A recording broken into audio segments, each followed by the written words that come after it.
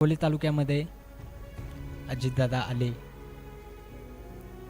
की आज काहीतरी अकोले तालुक्याला भेटणार असं सर्व अकोलेकर म्हणायचे. मागे ज्यावेळी विधानसभा निवडणुकीला अजितदादांची सभा झाली त्यावेळी देखील हा तालुका क्रांतिकारी तालुका आहे.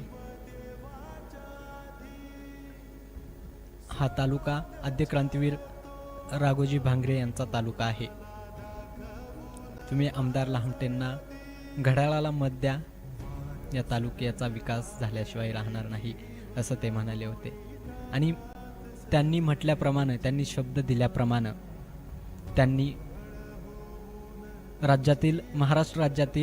महाराष्ट्रातील सर्वात जास्त निधी हा अकोले तालुक्याला दिला होता. जो शब्द त्यांनी दिला तो ते पाळायचे. त्यामुळे अकोले तालुका आणि संपूर्ण महाराष्ट्र दादा तुमचं योगदान कधीच विसरणार नाहीत.